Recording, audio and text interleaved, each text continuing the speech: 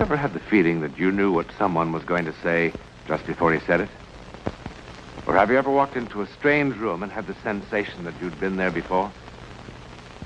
Well, if you have, you've taken a small step beyond. Now watch a giant step.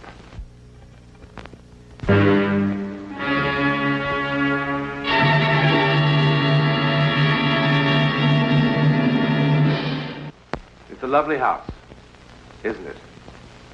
It used to be one of England's more fashionable country homes. But now, it's closed. Not for rent, not for sale. It's just closed. In fact, its American owner simply locked the door and walked away. But locking the door hasn't helped Ellie Pelston one bit. It isn't easy for her to forget what happened here. It all began, normally enough, with the arrival of the first weekend guest. Good afternoon, sir. Good afternoon. Enter Donald Ainsley Stuart, career man with the United States Foreign Service. Donald, you darling. You did manage to make it. Well, I was told that anyone that passed up a chance to spend a weekend with Ellie Pelston was a fool. You're a dear boy. I knew you'd make a perfect guest the moment I laid eyes on you. Hurry down now. The others will be arriving any moment.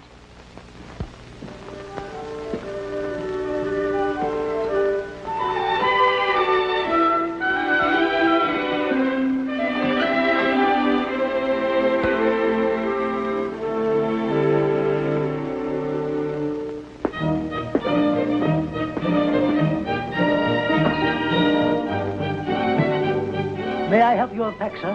No, thank you. Can I get anything for you, sir? No, thanks.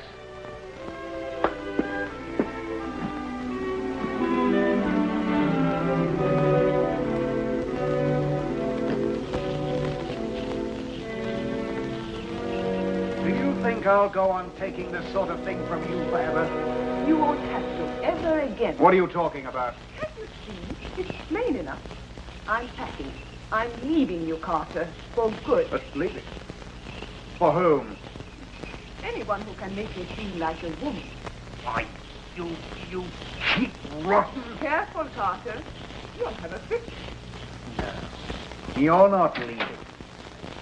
You're not. You'll never make a fool of me again. Not ever again. Threatening. How ridiculous you are. Why don't you stomp your feet and scream? Why don't you? Carter! Let me go! No! No! No! Let me! Somebody! Stop it! Stop it! Stop it! Stop what? Stop what, Donald? Ellie!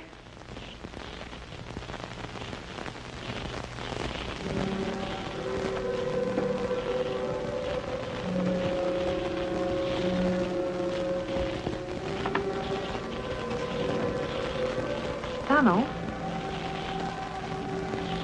It's impossible.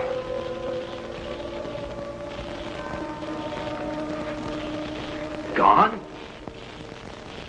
Donald, who's gone? They were here. They were.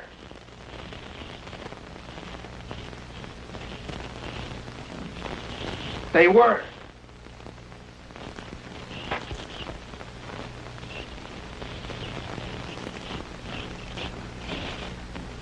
Who was here? I don't understand. Donald, are you all right? Ellie.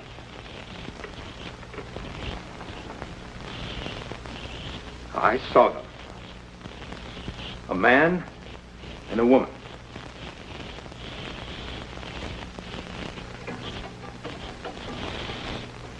Ellie killed her with this.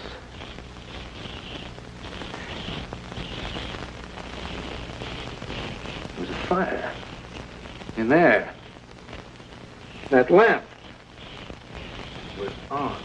Donald, you're not serious.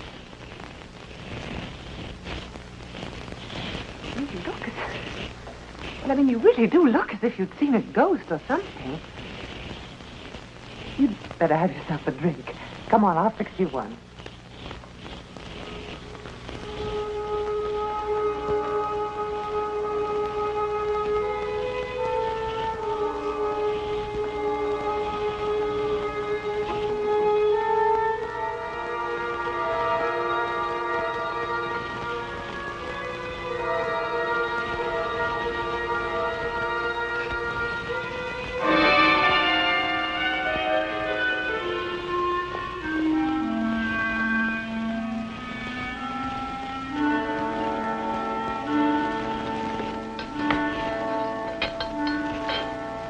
This will fix you up. 7 different kinds of rum, a dash of bourbon, and all kinds of marvelous things. Well, now, that must be some of the others. Help yourself. I'll be right back, Donald.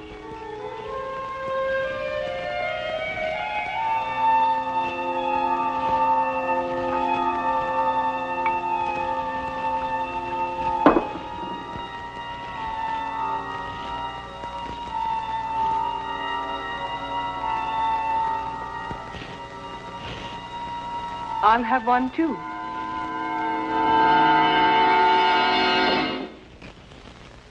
Well, I haven't made an impression like that in weeks.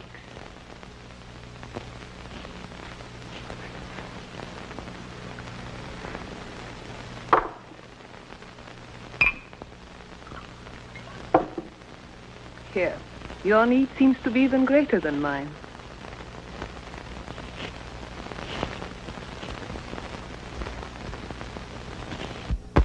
Was the drive down from London terribly exhausting? Oh, it was a bore. It was a terrible bore. I got so tired looking at the back of that chauffeur's head.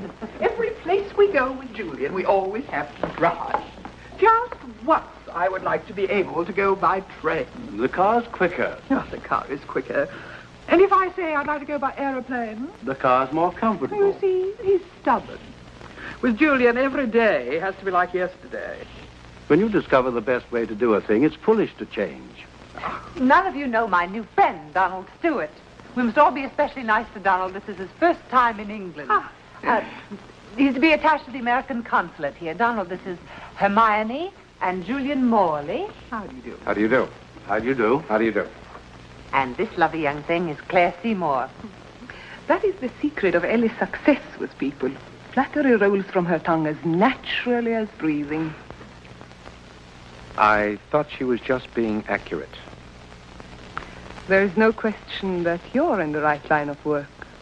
Excuse me a moment. I have to talk to Isabella about dinner. When?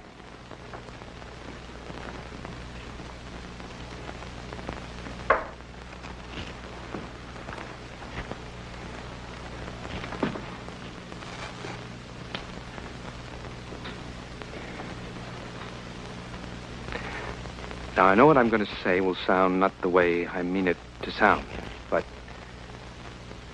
have I met you somewhere before? I'm disappointed in you. After that lovely compliment, I expected something more artful. No, I mean it. Have we met somewhere? If we had, I should hope you wouldn't have to be reminded. Now, please. This is terribly important. Well, Ellie said you'd never been to England before.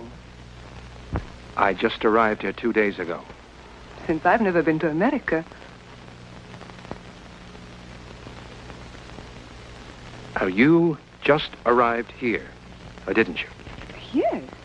I mean, just a moment ago, just before I saw you and dropped that glass. Yes, but why is it so important? And what made you look so strange when you first saw me? Because... No, it's too ridiculous. What is, for heaven's sake? No. Now, you've just met me. And if I told you what I have just seen, you would know that I was a complete fool. Try me. Perhaps after I've known you for a while. I hope that won't take too long, Donald. I don't quite know what to make of you, but your approach is certainly intriguing. On the contrary, I find it quite obvious and rather disgusting. You always put things so delicately, Carter. Meet my boor of a husband, Donald. Every time he opens his mouth, some new horror comes out. A natural result of being married to you, my love. Carter, how nice to see you. But Claire said you weren't coming. I couldn't bear to spend a whole weekend separated from my loving wife. And I was so looking forward to a pleasant weekend. I'm sure. That's why I changed my mind. You see how it is. Mr. Stuart is a friend of Ellie. We only met 2 minutes ago. I'm sure that won't handicap you, my dear. Ellie, which room is it? I'd like to clean up. Your usual. Which room is it? The Seymour's room? Is it the one across from mine? Well, yes, as a matter of fact. Claire, come upstairs. I want to talk to you. I have heard everything you have to say. Too many times. No. Would you rather I went into it right now? Right here? No. I see no reason to bore everyone. Good afternoon, Carter. Oh, hello. Hello, Julian. Hello. I think I'll finish unpacking. Dinner's at 8, Donald. Oh, by the way, we make it a custom of dressing here for dinner on weekends. I hope you don't mind. Makes it more of an occasion somehow. Not at all. Dress for dinner. It means that Claire and her husband will be in dinner clothes. Yes.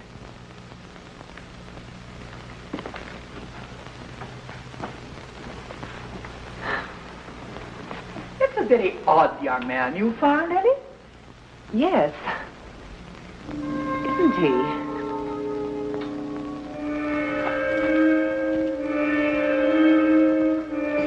Do you suppose I like making scenes like that? I hope you don't do it for my amusement. Now, Claire, please. I can't take any more today. All right, darling. Let's forget it. Are you lost? Well, I realize how this must look, but I was just trying... Really?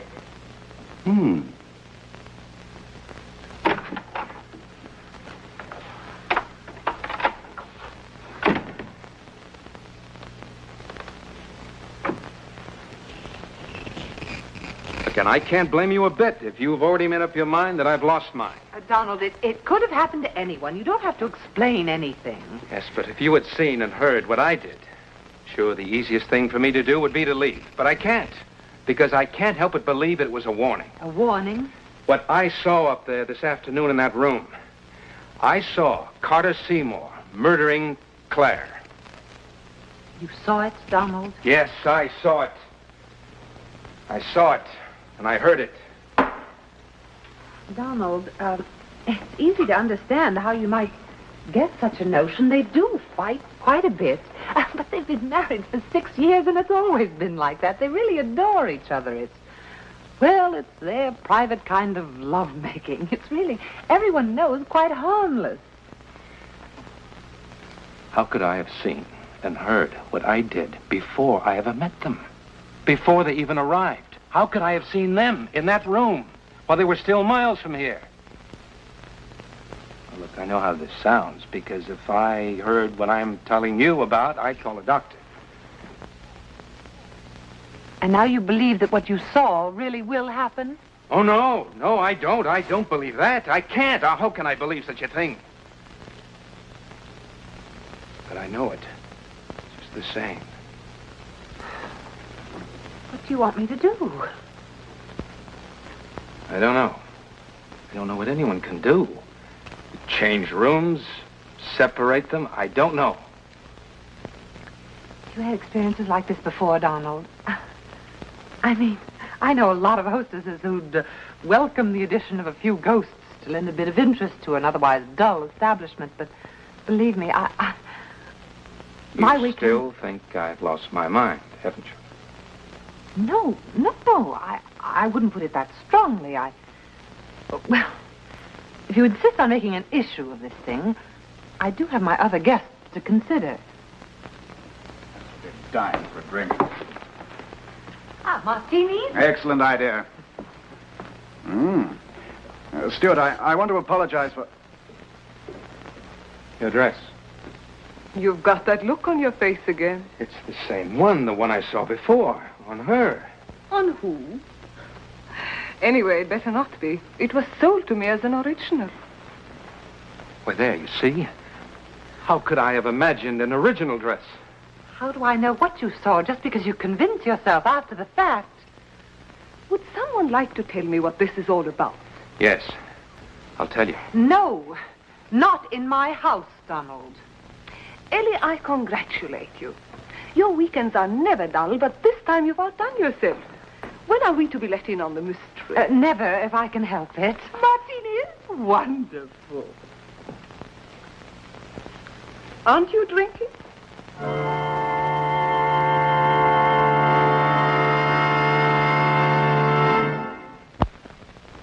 Carter, can't you ever say anything nice about anyone? Not if I can help it. You know, you used to be such a nice little boy, but you've grown into such an unpleasant young man. I think Marie's a lovely child, Carter. Lovely. Oh, she's pretty enough, but she'll never be able to stand Bernard's pace for long. I give them 2 months, maybe 3. She'll soon begin looking for a man closer to her own age. They're not even married yet, and you have them in the divorce court. It's inevitable. Oh, there you are, you see, Carter. You're so bitter. I don't know whether he's bitter or just a bore. Oh, I'm so glad to see you awake for once, Julian. How are things at the plant, Carter? Are your difficulties with the supplier at an end? Yes, we've come to terms. I must talk to you alone. Go ahead, talk. No, not here. We're still competing. I've got to talk to you alone. Perhaps you'd like to see me alone, Stuart. Oh, Carter, for heaven's sake. No, it really isn't the sort of thing that you're thinking. No. Well, just what sort of thing is it? Well, go on, Stuart. Why don't you explain it to everybody? I'm sure they'd be very interested. Just look at their faces. Ugh. See, if I told you now, you'd only misinterpret. No, that's not likely. Where Claire is concerned, there's not much possibility of misinterpretation. Now, 6 years of marriage have taught me what to expect. Do shut up, Carter. Ellie, are we going to play bridge tonight? Of course. You know Julian and Hermione live for their bridge.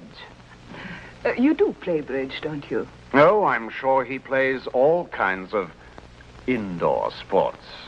Carter, please. Do I embarrass you, Claire? I didn't think that was possible. Carter, please, for heaven's sakes, we've all been friends for a long time now. Let's just have a pleasant weekend. Do I embarrass you, Claire? Yes, you embarrass me. Being married to you embarrasses me. Every day. Every night. Oh, I do. Well, isn't that marvelous? I embarrass you. Look at her, everybody. Isn't she wonderful? She's embarrassed. Embarrassed? A girl who's done everything. Twice.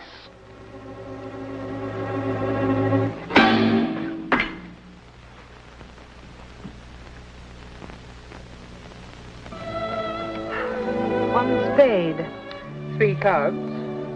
Pass. 5 clubs. Ah. Perhaps. Pass.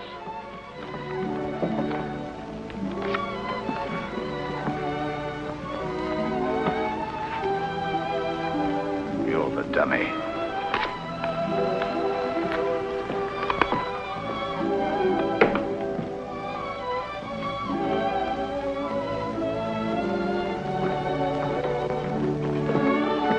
Mr. Stuart, you are the dummy. Oh, I'm sorry. Will you excuse me? You know, Ellie, he really is a very odd young man.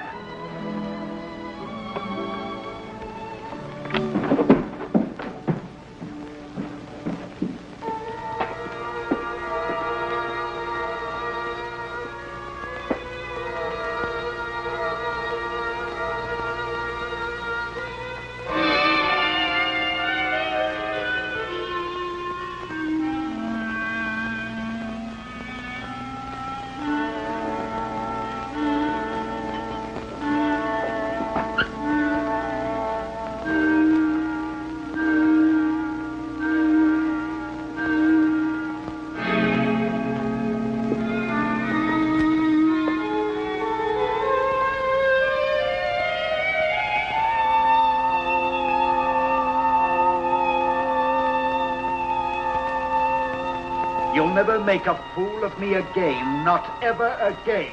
Threatening? How ridiculous you are. Why don't you stomp your feet and scream? Why don't you? Carter! Let me go!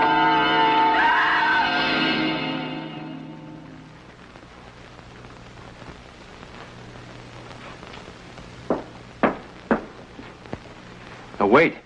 Sir? The Seymours. Where are they? Mr. and Mrs. Seymour? Oh, they've gone, sir. They're gone. Yes, sir. Well, they can't have. Well, they have, sir. When did they leave? Just now. Oh, and they said to give Mrs. Pelston their regrets, that they're not fit company for anyone right now.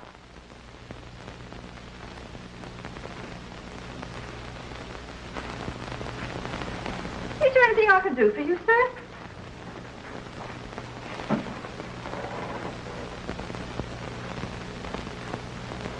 They didn't even light the fire. What's that you said, sir? It was nothing. It was nothing. Nothing? So it seemed. Then.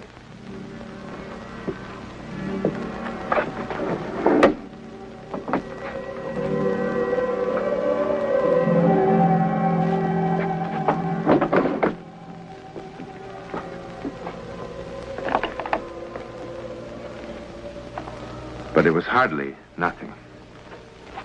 Call it mental radio, or whatever you like. Donald Stewart's experience was not a simple hallucination. It was an accident in time. Somehow, his mental radio had tuned into sights and sounds of the future.